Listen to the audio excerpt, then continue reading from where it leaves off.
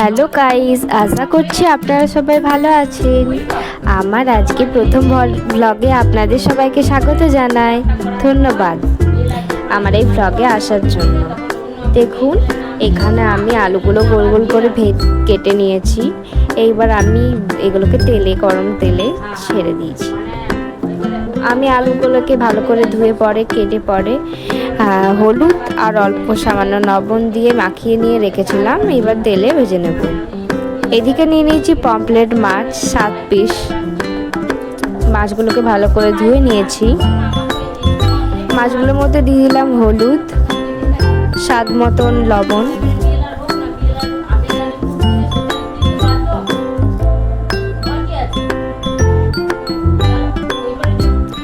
এবার দিয়ে দেবো একটু টেস্টের জন্য লেবুর রস। লেবুর রসটা দিলে ম্যারিনেটটা ভালো হয়, মাছের গন্ধ চলে যায়। এবার আমি ভালো করে মেখে নেব। এদিকে খুব সুন্দরভাবে আলু ভাজাগুলো হয়ে গেছে, আমি তুলে নিচ্ছি। গরমে আলু ভাজা দিয়ে ভাত খেতে ভালোই লাগে। কড়াই দিয়ে দিলাম সর্ষের তেল, সামান্য একটু মাছটাকে ভেজে নেব। তেল গরম হয়ে এসেছে, এবার মাছগুলো একে একে করে ছেড়ে দেব।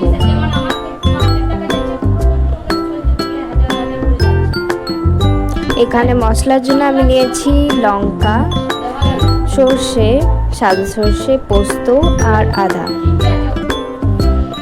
মাছগুলো উল্টিয়ে দিলাম।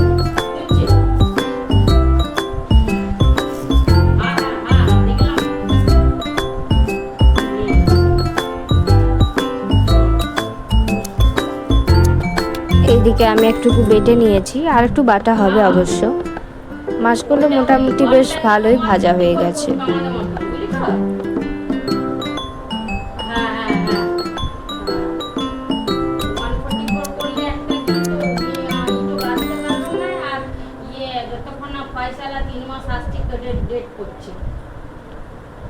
এবার মাছগুলোকে আমি তুলে নেব এক এক করে।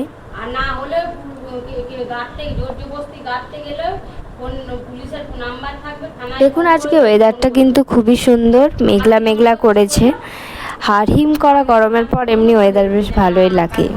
আর আমাদের ঘরে গৃহবধূদের এমনি ওয়েদারে কাজ করতে একটু সুবিধা হয়।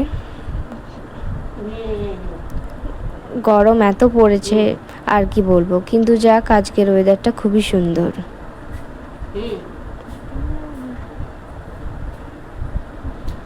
দিয়ে দিলাম তেলের মধ্যে কালো জিরে ফোড়ন,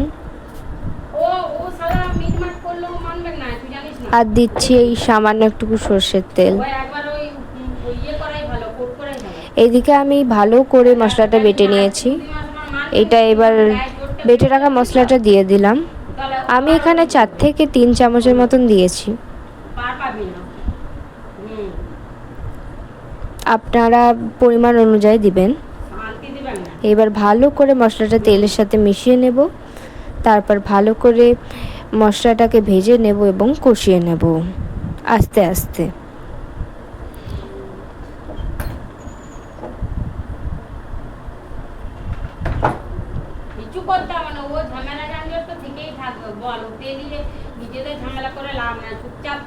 গরমের দিনে পাতলা কোনো ঝোল খেতেই ভাল লাগে। এখানে আমি দিয়ে দিচ্ছি হলুদ, স্বাদ মতন লবণ,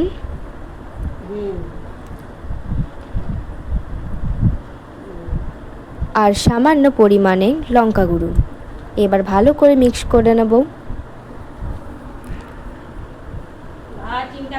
এবার দিয়ে দিলাম জল, হালকা একটুকু জল দিয়ে কষিয়ে নেব।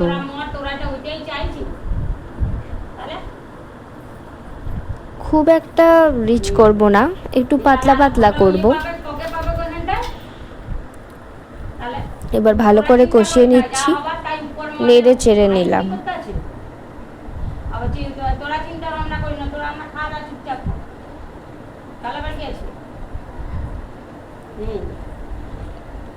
ভালো করে কষালে টেস্টটাও বেশ ভালো আসে, তাই আরও ভালো করে একটু কষিয়ে নিচ্ছি। আপনারা খেয়াল রাখবেন যেন কড়াইয়ের গায়ে যেন না লেগে যায়। এবার দিয়ে দিচ্ছি জল। না না ও করতেই হবে, বড় জানি যে সারা জীবন ওদেরকে ভোগ করবে, ও না গেলে হবে না, করতে হবে। জয় ভালো, আমি বলছি। জল দেওয়া হয়ে গেছে, এবার ভালো করে নেড়ে চেড়ে নিয়ে নিচ্ছি। খুন্তির মশলাটাও একটুকু মিক্স করে নিলাম। এবার ফুটতে দেব আমি। না কেন এখন শুনে চুপচাপ হয়ে গেছে কেন?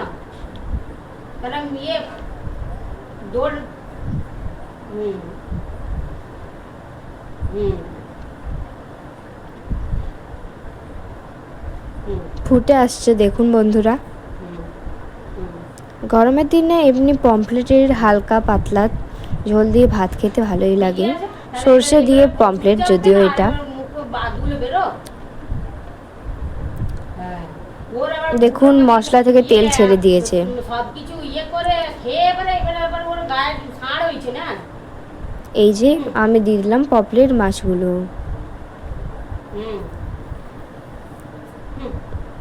এবার ভালো করে ঝোলের সাথে মিশিয়ে নেব।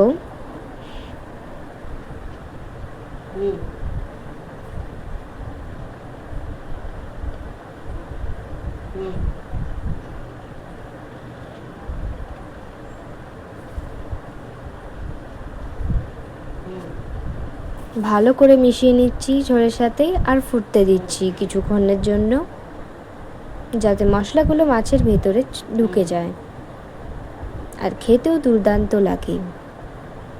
হ্যাঁ কেন আছিস ঘরটা?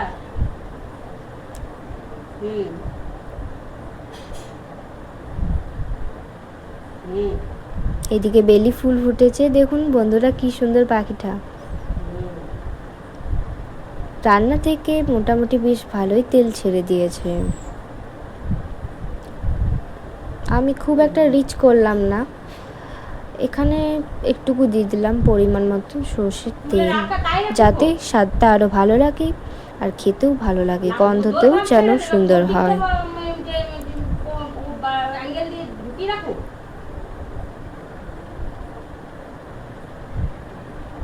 এই যে তৈরি বন্ধুরা পমফ্লেট চাল।